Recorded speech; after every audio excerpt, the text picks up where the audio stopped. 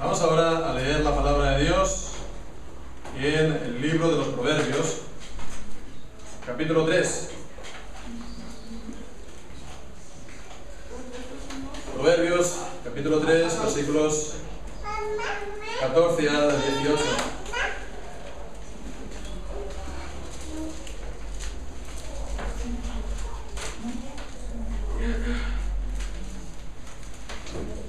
Perdón, 13 al 18, decía. Dice así la palabra del Señor: Bienaventurado el hombre que halla la sabiduría y que obtiene la inteligencia, porque su ganancia es mejor que la ganancia de la plata, y sus frutos más que el oro fino. Más preciosa es que las piedras preciosas, y todo lo que puedes desear no se puede comparar a ella. La largura de días está en su mano derecha, en su izquierda riquezas y honra. Sus caminos son caminos deleitosos, y todas sus veredas paz. Ella es árbol de vida a los que de ella echan mano, y bienaventurados son los que la retienen. Amén. Que el Señor bendiga su santa palabra. Esta semana he podido leer una buena parte de un libro antiguo que habla acerca de una traducción de la Biblia, que se hizo al francés. De hecho, es una revisión de la Biblia tradicional, reformada, protestante tradicional, en Francia, en Suiza, en el mundo francófono, que es la Biblia de Ginebra. Entonces, en el siglo XIX se hizo una revisión que se conoce como la Biblia de Lausana, haciendo referencia pues a esta ciudad también de Suiza. Y fue una revisión hecha por un grupo también de pastores, reformados en su mayoría. Y bueno, no era un grupo pequeño precisamente, era un grupo bastante nutrido de pastores y de siervos, y bien, estaba también muy bien organizado, estaba como suizos, ¿no? Una mentalidad mucho más organizada, metódica que tal vez la nuestra, ¿no? Pero bueno, esta obra que comenzó por allá en 1820 y algo, lo que comenzó como lo que estaba previsto que fuera solamente una pequeña revisión en cuanto al lenguaje, una pequeña actualización, porque la Biblia de la que hablamos, de Ginebra, es de la de tiempos de Calvino, 1500, 1600, hasta 1700 se había quedado el lenguaje un poco anticuado, ¿no? Entonces, lo que en un principio se pensó era: vamos a hacer solamente una revisión del lenguaje, intentando conformarlo al original, al griego, al hebreo. Pues eso se prolongó cada vez más en el tiempo, hasta que se acabó después de 50 años. 50 años que tardó en completarse esta traducción de la Biblia. Bien, pues decía en el libro que ya en las últimas sesiones, ya todos habían envejecido un poco, ¿no? Algunos ya habían pasado a la presencia del Señor, y otros que cuando comenzó la revisión eran jóvenes, pues ya eran mayores, y ya si les aplicaba lo que dice Eclesiastés en el capítulo 12. ¿Sabemos el pasaje de Eclesiastés capítulo 12? Que habla acerca de la vejez. Lo puedo leer estos versículos que dicen: acuérdate, capítulo 12, versículo 1, de tu Creador en los días de tu juventud, antes que vengan los días malos y lleguen los años de los cuales digas: no tengo en ellos contentamiento. Antes que se oscurezca el sol y la luna, y la luz, y la luna y las estrellas, y vuelvan las nubes tras la lluvia, cuando temblarán los guardas de la casa, y se encorvarán los hombres fuertes, y cesarán las muelas porque han disminuido, y se oscurecerán los que miran por las ventanas, y las puertas de afuera se cerrarán, por lo bajo del ruido de la muela, cuando se levantará a la voz del ave, y todas las hijas del canto serán abatidas, cuando también temerán de lo que es alto, y habrá terrores en el camino, y florecerá el almendro, y la langosta será una carga, y se perderá el apetito, porque el hombre va a su morada eterna, y los endechadores andarán alrededor por las calles, antes que la cadena de plata se quiebre, y se rompa el cuenco de oro, y el canto se quiebre junto a la fuente, y la rueda sea rota sobre el pozo, y el polvo vuelva a la tierra como era, y el espíritu vuelva a Dios que lo dio. Vanidad de vanidades, dijo el predicador, todo es vanidad. Pues la lectura de estas páginas de este libro me ha llevado a pensar, ¿verdad? Me ha llevado a pensar en lo que nosotros nos dejamos la vida. Aquello en lo que nosotros nos dejamos la vida. Y si al final nosotros estamos satisfechos de ello o no. Si a estos traductores de la Biblia del siglo pasado que pensaban, cuestión de unos cuantos meses, y al final pues tiraron 50 años, algunos no habrían visto la obra culminada, ¿no? Otros sí. Pues si estos pastores, estos siervos tenían otras aspiraciones en la vida, otras metas en la vida, aparte de esto, pues esto seguro le vino a ocupar pues prácticamente toda su vida, todo el tiempo disponible de ella, o digamos buena parte del mismo. Entonces, si ellos tenían otras aspiraciones por encima de ella, pues sin duda que estos 50 años pues se les tuvo que convertir como en una carga intolerable, insoportable, ¿verdad? Pero si este era su gran deseo, entonces qué felicidad verlo concluido, ¿verdad? Qué felicidad verlo pues ya esta revisión ya completada. Entonces esto nos tiene que hacernos preguntar, ¿no?, esto mismo: ¿en qué nos estamos dejando la vida? Y si estamos nosotros digamos contentos, satisfechos de ello, si pensamos que lo vamos a estar o no. Todas estas cuestiones, todos estos pensamientos pues tienen que ver con el texto que hemos leído al principio. No es algo extraño al pasaje que hemos leído en el capítulo 3 de Proverbios, porque tienen que ver sobre todo con la idea que está expresada en él acerca del árbol de la vida. El árbol de la vida del siglo XVIII, cuando habla de la sabiduría, dice: ella es árbol de vida a los que de ella echan mano. Árbol de vida. El árbol de vida, sabemos, es una imagen bíblica que aparece primeramente en el Génesis, de la que habla también el Apocalipsis, y ahora también unos cuantos versículos más aquí en Proverbios. Y el árbol de vida es un símbolo en la palabra de Dios, un símbolo en la Biblia para hablar de una vida plena, una vida también sin final, una vida pues que hace que las personas estén plenamente satisfechas, plenamente contentas de la misma. Y cuando digo personas estoy hablando de creyentes.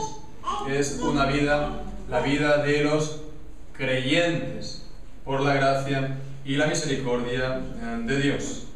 Entonces esta ilustración, esta imagen del árbol de la vida está aquí, concluyendo estos versículos leídos, estos versículos, y se está comparando a la sabiduría que vemos es el tema de estos capítulos iniciales de Proverbios, pues con este árbol de vida, y es lo que en esta mañana quisiera que nos centráramos, ¿no?, en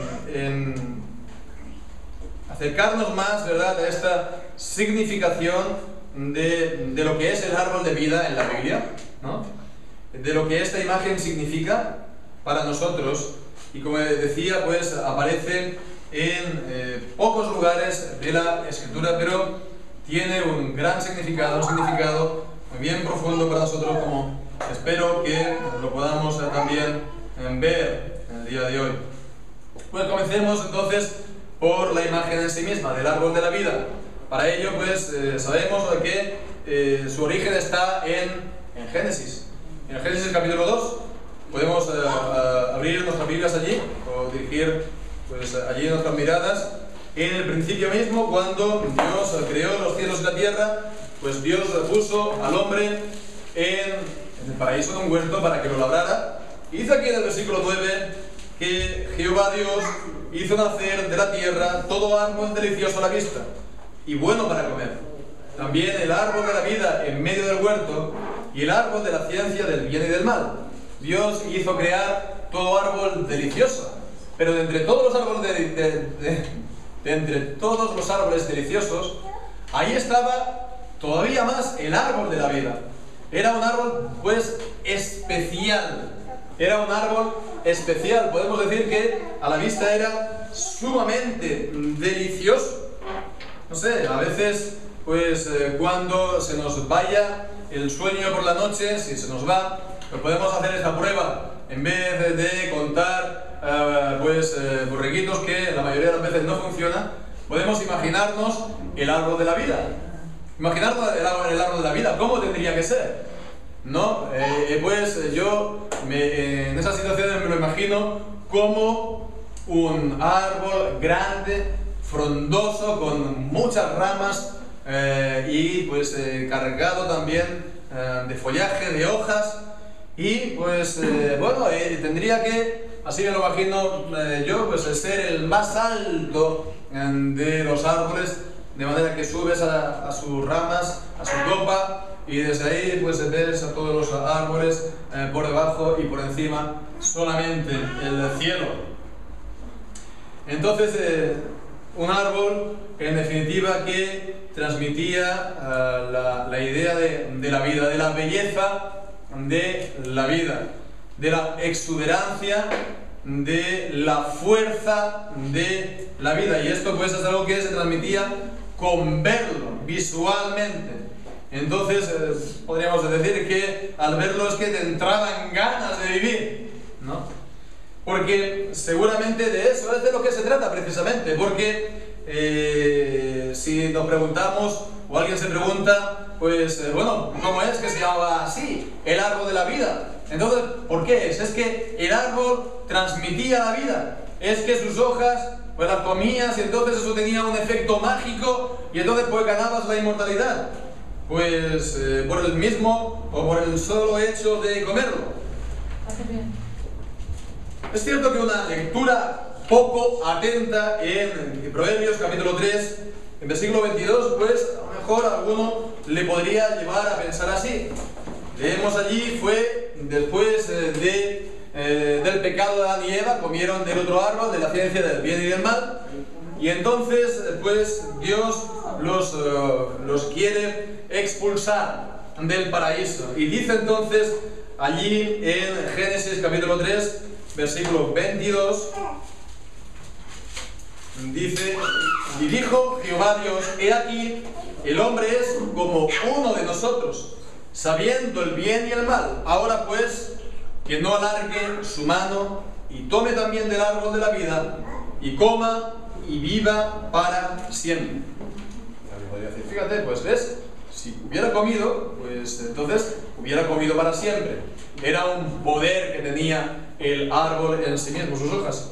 Pero ya digo, es una lectura poco atenta, porque si leemos con atención y parándonos a pensar lo que aquí dice, pues dice Dios, y aquí el hombre es como uno de nosotros. El hombre se convirtió verdaderamente en Dios. Más bien no. Esa fue la tentación del diablo. Cuando dice, pues, serán abiertos vuestros ojos y seréis como Dios. Esa fue la tentación del diablo. Pero no fue en lo que el hombre se convirtió después de comer. Al contrario, se entenebreció su entendimiento.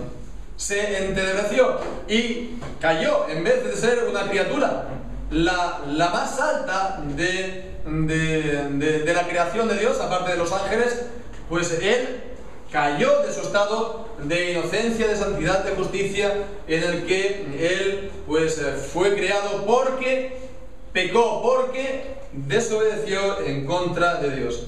Entonces no era eso lo que ocurrió, eso era lo que el hombre pretendía. Entonces cuando dice aquí Dios, he aquí, el hombre es uno como nosotros, pues hemos de ver incluso aquí cierta ironía de parte de Dios. No es que el hombre se hubiera convertido en un Dios, sino todo lo contrario. Mira, querían ser como Dios y fíjate en lo que se han ellos quedado. Entonces, si eso es así en cuanto a la primera parte del versículo, pues también es lo mismo en la segunda parte del versículo cuando dice: y no alargue su mano y tome también del árbol de la vida y coma y vive para siempre. Entonces, eso no es entonces lo que ocurriría, sino más bien es lo que el propósito original del árbol era ese. El propósito del árbol era antes de la caída era que el hombre viviera para siempre. Entonces vemos que la clave de todo esto está, creo, en la explicación que da también Calvino a este pasaje, porque el árbol de la vida él lo explica muy bien diciendo que era un sacramento en el Edén, en el paraíso. Es decir, como los sacramentos hoy día, era una señal visible, ¿verdad? Que se ve ¿de qué? De una gracia invisible. Era una señal visible de la promesa de Dios, que era la vida eterna. La vida eterna porque Dios hizo este pacto con Adán, que mientras no pecara, no desobedeciera del mandamiento de comer del árbol de la ciencia del bien y del mal, pues no moriría, porque le dijo: el día que comieres de él, ciertamente morirás. Y él podía haber guardado este mandamiento, con lo cual, si él no desobedecía, entonces él no moriría. Mientras él no pecara, él viviría. Y entonces él también podría haber llegado a la inmortalidad. Pues sobre todo ahí estaba esta imagen, ¿verdad?, del árbol de la vida. Era también una señal visible de esa promesa, ¿verdad? Él, creyendo a esa palabra de Dios, también visualizando, mirando entonces el árbol de la vida, pues entonces él podría haber alcanzado esta vida eterna sin final, esta vida plena, para siempre. Entonces dice sí que no coma y viva para siempre, porque en el estado en el cual estaba, caído en el pecado, ¿verdad?, él no tenía derecho al árbol de la vida. Y si solamente hubiera vivido para siempre Adán, entonces habría sido también su condenación para siempre, porque él estaba en el pecado. Entonces aquí vemos un ejemplo de la disciplina de Dios. Hace también un par de semanas estamos hablando acerca de la disciplina de Dios, que Dios nos disciplina como a hijos.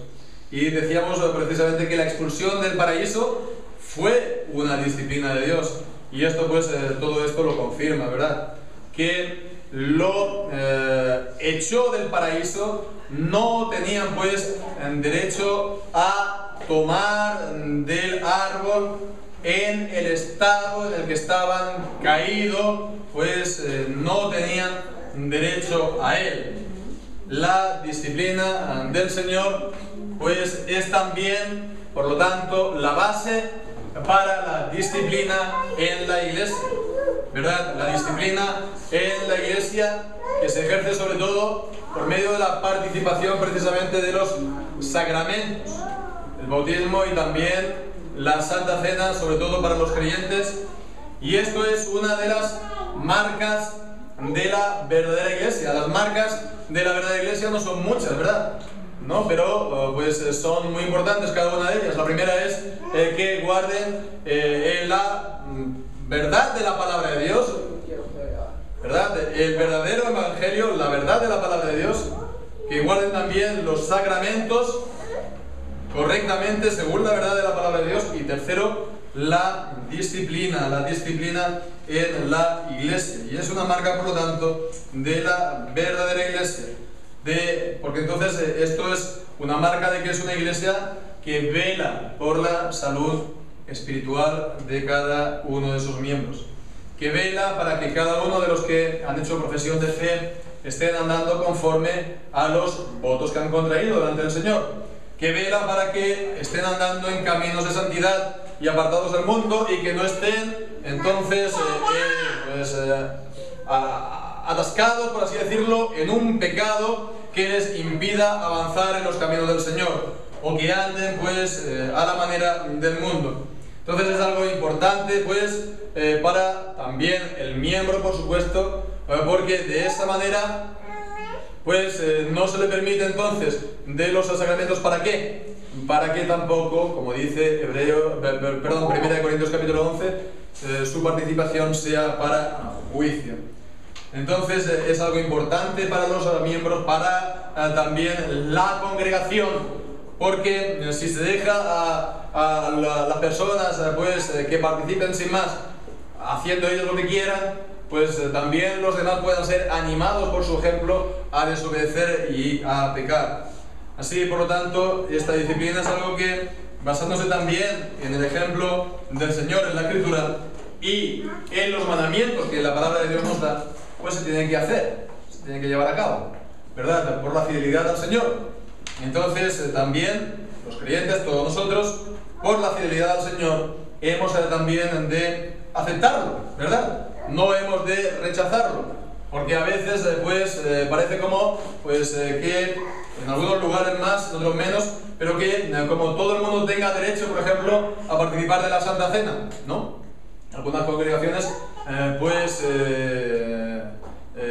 eso es lo que ocurre, ¿no? Viene a alguno nuevo conocido a la congregación y se reparte a todo el mundo sin distinción, y se dice, bueno, pues cada uno pues que vea delante del Señor. Bueno, hay una responsabilidad delante del Señor también de la iglesia, y entonces la disciplina en cuanto a la participación de los sacramentos es algo que se tiene que mantener, es importante. Bien, pues esto en cuanto a lo que decíamos, la primera de las apariciones del árbol de la vida en la Biblia. De ahí es donde aparece pues la idea del árbol de la vida en la Biblia, pero después también lo encontramos, vamos entonces de una punta de la Biblia a la otra, por así decirlo, vamos a Apocalipsis. Ahí pasamos del principio al final, y allí pues nos lo encontramos, por ejemplo, en el capítulo 2 de Apocalipsis. Esas son las cartas del Señor Jesucristo a las iglesias, y en particular a la iglesia de Éfeso, pues también con muchos problemas, fiel, pero que había pues caído en que se había dejado su primer amor. Y dice en el versículo 7 al final: el que tiene oído, oiga lo que el Espíritu dice a las iglesias. Al que venciere le daré a comer del árbol de la vida, el cual está en medio del paraíso de Dios. Entonces vemos, está haciendo referencia entonces al árbol de la vida que está en el paraíso de Dios.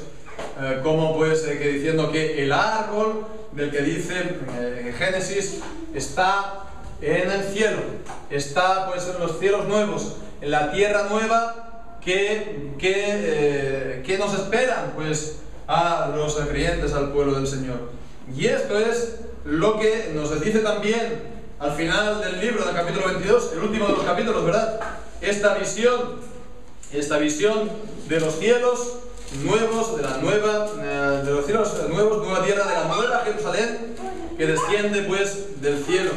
Leemos entonces en el capítulo 22, versículo 2: en medio de la calle de la ciudad y a uno y a otro lado del río estaba el árbol de la vida, que produce 12 frutos, dando cada mes su fruto, y las hojas del árbol eran para la sanidad de las naciones.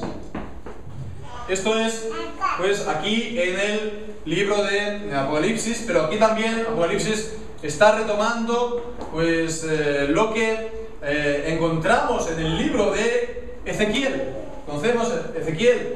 Al final del libro de Ezequiel hay una serie de capítulos que está describiendo, midiendo el nuevo templo, y en el capítulo 47 de Ezequiel pues nos habla de un río, y de hecho aquí en el versículo 1 dice: después me mostró un río limpio de agua de vida, resplandeciente como el cristal, que salía del trono de Dios y del Cordero. Esto es, pues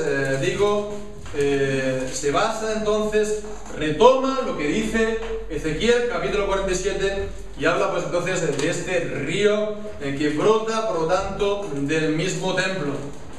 Y vemos entonces que en los versículos 7 y 12 también habla de árboles cuyas hojas son para la sanidad de las naciones, aunque ahí no está la palabra árbol de vida, la expresión árbol de vida. Leemos entonces el versículo 7, por ejemplo: y volviendo yo, vi que en la ribera del río había muchísimos árboles a uno y otro lado. Y versículo 12, junto al río en la ribera, a uno y otro lado, crecerá toda clase de árboles frutales, sus hojas nunca caerán ni faltará su fruto. A su tiempo madurará, porque sus aguas salen del santuario, y su fruto será para comer, y su hoja para medicina. Entonces tenemos aquí, está retomando también esta idea en Ezequiel capítulo 47, y lo está entonces pues situándolo en el paraíso final, en la nueva Jerusalén, en los cielos nuevos, la tierra nueva que el Señor ha prometido. Bien, pues entonces vemos aquí idea, esta imagen del árbol de la vida atraviesa toda la Biblia. En el Génesis pues era la promesa de Dios, pero la promesa de Dios no cae, la promesa de Dios no falla. Romanos capítulo 9 dice que la promesa, la palabra de Dios no ha fallado, incluso si algunos pues se han mostrado desobedientes. Entonces, la promesa que Dios dio en Génesis tiene su cumplimiento en Apocalipsis. La promesa que Dios dio en el paraíso tiene su cumplimiento en los cielos nuevos, en la tierra nueva, en la Jerusalén celestial. Y esto, por lo tanto, ¿para quién? Para su pueblo amado desde antes de la fundación del mundo. Entonces es para el pueblo de Dios, para Israel de Dios. Entonces, para que los llamados, para que los elegidos reciban esa promesa de Dios, que es la vida eterna, la vida plena y sin final, de la cual el árbol de la vida era señal y era sello. Entonces vemos que esto es lo que encontramos en Apocalipsis. Por cierto que también en este mismo capítulo 22 leemos las dos últimas apariciones del árbol de la vida. Dice el versículo 14: bienaventurados los que lavan sus ropas para tener derecho al árbol de la vida y para entrar por las puertas de la ciudad. Vemos, no tiene derecho todo el mundo. Aquellos que lavan sus ropas, lavan sus vestidos, sus vidas con con las aguas y con la sangre del Señor Jesucristo, y ellos por lo tanto tienen derecho a entrar por la puerta de la ciudad y comer de sus hojas del árbol de la vida. También versículo 19 dice: si alguno quitare de las palabras del libro de esta vida, Dios quitará su parte del libro de la vida. Entonces vemos, no es algo sin restricciones para todo el mundo, ¿verdad? Es para los que tienen el derecho de ello. Bien, pues entonces de esta manera vemos en Génesis, en Apocalipsis.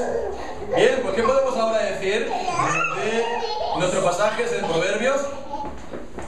Vamos ahora otra vez a Proverbios y vemos pues que lo dicho es el único libro que de la Biblia, aparte de estos dos, de Génesis y Apocalipsis. Y bien, está, como decíamos al inicio, concluyendo estos versículos, que el versículo 13 al 18 son podemos decir, forman una unidad, ¿no? Podríamos decir que es casi un canto, un himno, un poema, acerca de la bienaventuranza de la sabiduría, vemos que así comienza el versículo 13, bienaventurado el hombre que haya la sabiduría, y también así acaba, versículo 18, bienaventurados son los que la retienen, la bienaventuranza. Entonces la bienaventuranza está aquí transmitiendo entonces esta idea, esta misma idea, ¿no?, de la bienaventuranza, de la vida del Señor, la vida, pues, la vida eterna. Evoca, pues, este árbol de la vida que hemos visto en Génesis y Apocalipsis. No solamente nos encontramos aquí en Proverbios, capítulo 3, también lo encontramos, por ejemplo, en Proverbios, capítulo 11, versículo 30. 11, capítulo 30, cuando dice: el fruto del justo es árbol de vida, y el que gana almas es sabio. Aquí está hablando de su vida. El fruto de la vida del justo es un árbol de vida. Es algo, por lo tanto, de lo que él está plenamente satisfecho. Es árbol de vida para él y los demás. Así igual en Proverbios 13, versículo 12, cuando dice: la esperanza que se demora es tormento del corazón, pero árbol de vida es el deseo cumplido. Árbol de vida es el deseo cumplido. Decía al principio acerca de esta traducción de la Biblia, de estos hermanos en Suiza. Pues después de 50 años, de tantos esfuerzos, tantas oraciones, ya lo tienes al final de tus manos.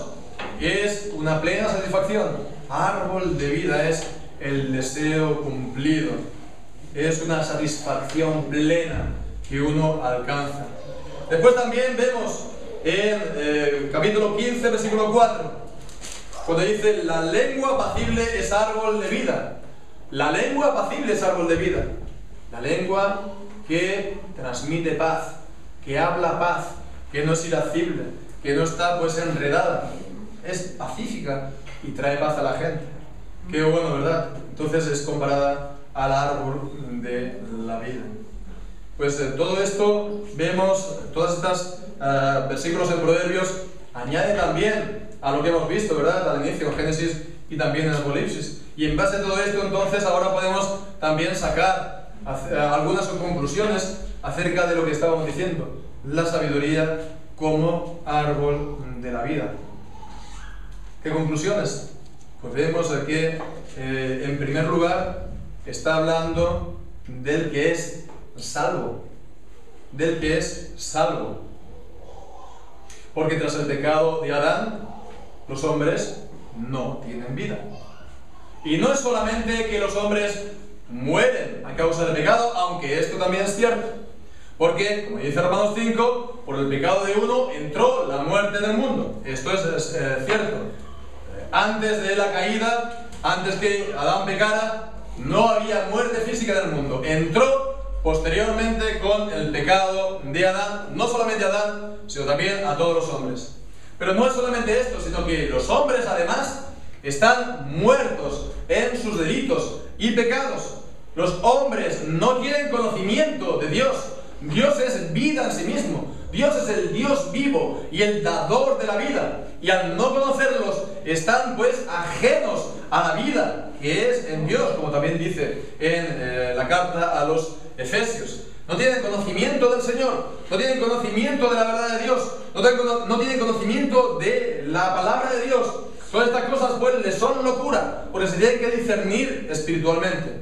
No solamente eso, no es solamente un problema intelectual, es una cosa de corazón, porque tienen el corazón endurecido. Endurecido al Señor, endurecido su palabra. Significa que no se quieren someter, no se quieren someter al Señor. Quieren, pues, vivir, pues, todavía con la ilusión con la que el diablo engañó a Adán y a Eva. Ser como Dios, ponerse, pues, a su altura. Que él, pues, no necesita a Dios para nada, someterse a Dios para nada, para lo que es, para saber lo que está bien y lo que no. Ellos están, pues, también en sus pecados, y si están en sus pecados, dice la palabra de Dios que están esclavos del pecado, porque Jesucristo mismo dice que todo aquel que practica el pecado, esclavo del pecado es. Y si están así, pues, como dice también Jesucristo en Juan 8, en sus pecados morirán. En sus pecados morirán. Entonces vemos que ellos, pues, no pueden heredar el reino de Dios, no pueden heredar entonces la vida eterna, no tienen por lo tanto, decíamos, acceso al árbol de la vida. Esto no es, por lo tanto, para todos los hombres sin distinción. Y alguien pues podría decir tal vez, hombre, pues a lo mejor exageras, a lo mejor pues exageras porque no todos los hombres son así. Algunos hay que son pues buenos, aunque no sean pues creyentes, no sean cristianos. Bueno, pues yo tendré que decir que yo no exagero, porque lo que estoy diciendo simplemente es lo que dice la palabra de Dios. Esto es lo que dice la palabra de Dios, y la palabra de Dios no exagera. La palabra de Dios dice que no hay ni un solo justo, ni un solo justo. No hay bueno ni aun uno. No hay quien busque a Dios, no quien tema a Dios. Entonces, si tienen alguna virtud, es solamente en apariencia, lo que nosotros podemos ver por afuera, pero nosotros no vemos el corazón, no vemos lo que ellos hacen, pues cuando están a solas o a escondidas, no vemos lo que les pasa por el corazón y que solamente ellos lo saben. Entonces, pues esto no es, está hablando de todos los hombres sin distinción, sino de aquel que es salvo por Jesucristo, aquel que come y participa de Él. Por eso el árbol de la vida es también en la Biblia una imagen de Jesucristo. Cuando dice aquí Proverbios que la sabiduría es árbol de vida, acordémonos entonces que Jesucristo es hecho por Dios, Romanos, 1 Corintios capítulo 1, nuestra sabiduría. Que Jesucristo es sabiduría de Dios y poder de Dios, 1 Corintios capítulo 1. Y Él ha sido puesto por Dios como sabiduría, justificación, santificación y redención nuestra. Entonces, nadie tiene verdaderamente sabiduría de Dios, nadie tiene la vida de la sabiduría de Dios sin Jesucristo, porque Jesucristo es la sabiduría. Jesucristo, por lo tanto, es el árbol de la vida, porque el creer en Él es tener la vida eterna, es pasar de la muerte a la vida y no venir nunca más a la condenación. Jesucristo es el árbol de la vida. Sus hojas son para sanidad, son sanidad para las almas, son sanidad para las vidas. Jesucristo restaura lo caído en Adán, restaura, nos hace libres de la condenación, de la sujeción, de la esclavitud al pecado. Restaura lo que el pecado ha estropeado en nosotros. Restaura familias también, allí donde viene el conocimiento de la palabra de Dios. Restauraría y sanaría incluso también las naciones, si las naciones también recibieran la palabra y el evangelio, también pues serían sanadas y restauradas, como también hemos leído en Romanos 11 acerca de la nación judía. Así, por lo tanto, pues vemos que la manera de recibir esta sanidad pues no es otra que recibir a Jesucristo, y esto se hace por fe, creyendo y confiando en el Señor Jesucristo, en su vida perfecta, su obediencia perfecta y también su muerte en la cruz en un sacrificio perfecto por los pecados. Creyendo en Él y sometiéndose a Cristo y viviendo pues para Él, en sumisión a Cristo y viviendo para Cristo, cumpliendo buenas obras por las que Él sea glorificado. Así, por lo tanto, la imagen del árbol de la vida está hablando del que es salvo. Pero no solamente esto, sino también vemos lo que estaba diciendo Proverbios. También, pues, podemos ver en segundo lugar la vida del que es salvo. No solamente habla de lo que Él es, sino también de lo que Él hace, de su fruto, de su lengua y también de su vida, ¿verdad? Podríamos incluso hablar así, de su calidad de vida, ¿no? De su calidad de vida, de la calidad de vida del que es salvo por Jesucristo. Y esto que de calidad de vida es algo que todo el mundo tiene bien presente hoy en día, ¿verdad? Es lo que todo el mundo se afana por conseguir en esta vida, calidad de vida, digo ya. Un trabajo interesante, ¿no? Que no pues le machaquen a uno a trabajar, ¿no? De una manera pues tremenda, como ha ocurrido también esta semana, ¿no? Este chico joven, 21 años, ahí en la City de Londres, y que lo hicieron trabajar 72 horas sin parar y el pobre se murió. Y bueno, lo peor es que te enteras que después, por ejemplo, en países como Japón, están, cada año 100 personas mueren de la misma razón, exceso de trabajo. Entonces, bueno, pues es lo que uno espera, pues tener un trabajo que no sea, pues, que no acabe con uno, que no sea aplastante, ¿verdad? Y que sea lo suficiente, pues, por otra parte, para vivir, ¿no? Para tener el suficiente dinero para hacer todo lo que uno quiere en la vida, por lo menos. Por lo menos las necesidades que estén básicas que estén cubiertas, ¿no? Bien, pues eso sería lo que nosotros decimos, pensamos, es tener una buena calidad de vida, una buena pues, vida familiar, una vida feliz, poder estar bien tiempo con la familia, una bonita casa si es posible, o la mujer, los hijos que estén con buena salud, y bueno, pues entonces que nosotros y nuestra familia, pues a lo largo del tiempo, en vez de ir cada vez a menos, pues vayamos adelante, en vez de ir a menos, pues vayamos a mejor, a prosperar, salir adelante, disfrutar también de salud, si es posible, tener una larga vida, ¿no? Esto es lo que pensamos, ¿no? Lo que pensamos, esto es lo que la gente pues, se afana a lo largo de la vida por conseguir. Bien, pues pensemos que todo esto es lo que procura la sabiduría. La sabiduría de Dios sí procura todo esto. Cuando hablamos de Dios, cuando hablamos de Cristo y hablamos de la salvación, no estamos hablando solamente de cosas muy espirituales, también nos está hablando de cosas terrenales, de cómo vivir la vida aquí abajo, del tipo de vida que vamos a disfrutar o no. Porque todo esto es lo que procura la sabiduría. Y lo hemos leído aquí, por lo tanto, el versículo 13 dice que la ganancia de la sabiduría es mayor que la de las riquezas, mayor que la del oro fino, dice, mayor que la del oro preciado, sí, más que las piedras preciosas. Todo cuanto puede desear no se puede comparar a ella. ¿Por qué? Porque por medio de ella se obtiene lo que la gente pues espera. Porque dice, largura de días. Pues una vida pues con salud, largos años.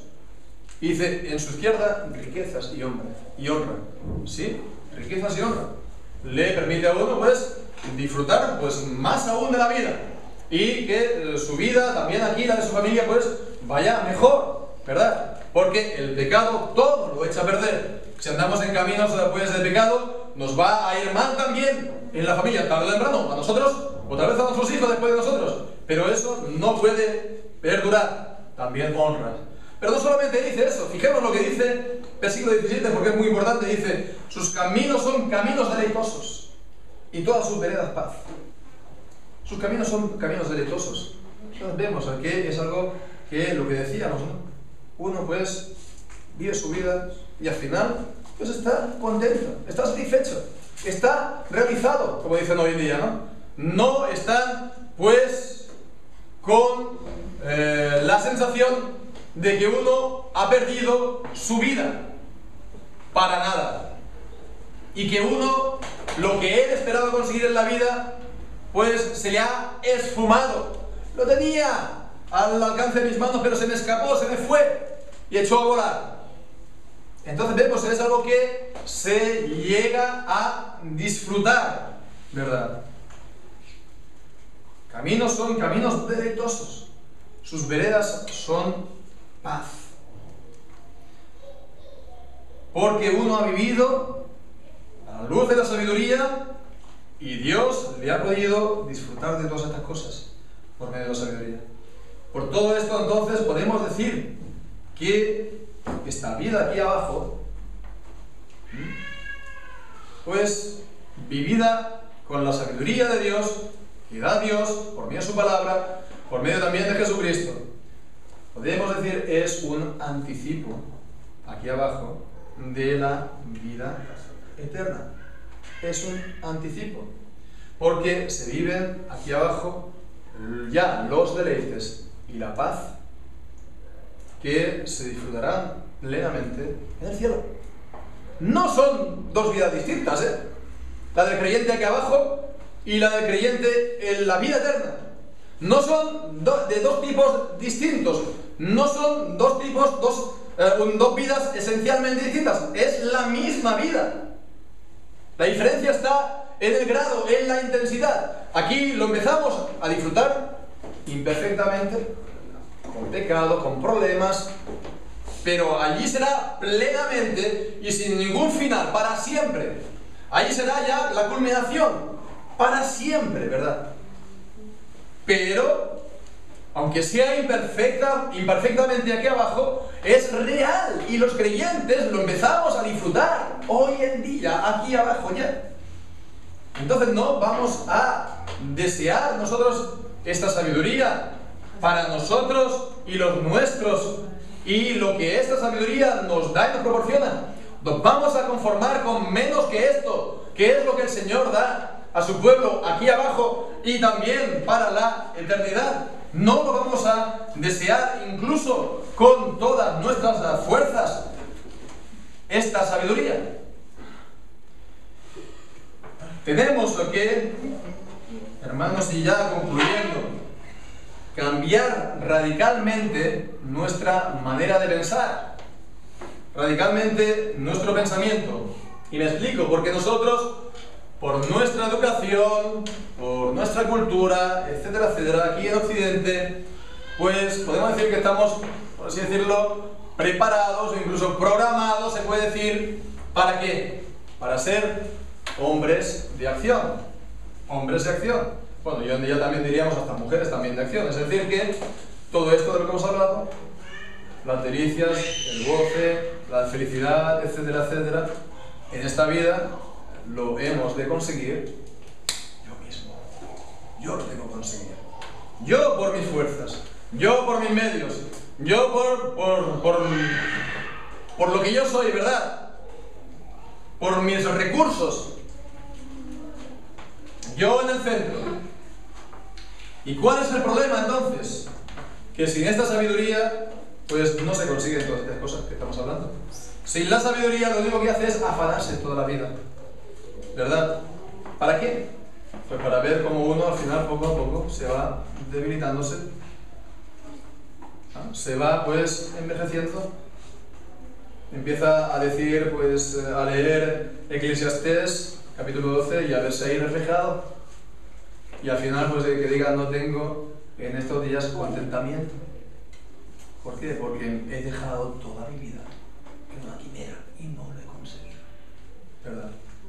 No lo he conseguido. Y creo que no hay nada más triste que la frustración de uno que ha dejado toda su vida, al final, para nada. Para nada. Entonces vemos que cambiar esta manera de pensar. No pensar tanto en ser hombres de acción, ¿verdad? Hombres más bien de reflexión. Hombres de reflexión. Hombres que aman la sabiduría, ¿no? Hombres que reflexionan y sopesan pues todo lo que hacen, lo que no hacen tan bien, todo lo que deberían hacer, cómo lo tienen que hacer, ¿verdad? Hombres que toman una dirección en la vida, ¿verdad? Al final, la vida eterna. Y bueno, pues, aunque avancen lentamente, pero no se aparten de esta dirección que uno ha tomado, ¿verdad? Pueden venir problemas, pero no me voy a apartar. Hombres, pues, que reflexionan también acerca de la palabra de Dios y en la palabra de Dios meditan día y noche. Y la pueden entonces también meditar para cómo ponerlas en práctica, ¿verdad? Aplicarla y vivirla uno mismo. Hombres que tienen fe, una fe viva en el Señor Jesucristo, que andan en comunión con Él, que quieren cada vez más ser participantes de Cristo, de su muerte y de su resurrección, como dice también Pablo en Filipenses, ¿no? Poder participar de Él y del poder de su resurrección. Entonces estudian la manera de cómo poder pues participar más y más de Cristo. Y al final pues también los hombres que pues andan en esta vida siendo llenos del Espíritu Santo. Bien, pues esta es la manera en la que todos los asuntos de nuestra vida irán con la bendición de Dios, porque habrán sido hechas con la sabiduría que da Dios. Y así entonces como nuestra vida será como un árbol pues que crece, ¿no? Y que no está seco, está pues frondoso, el tronco, las ramas están llenas de sabias, las ramas están llenas de hojas, y es un árbol de vida que crece y crece, ¿verdad? Es un árbol pues deleitoso también para todos los que lo vean. Que crecen, pues como también crecemos espiritualmente, crecemos en sabiduría. Y eso pues nos da el gozo, la paz, y es un deleite para nuestras almas. Pues que así sea, que el Señor bendiga su palabra, cada uno pues podamos tomar parte y comer desde árbol de la vida. Amén.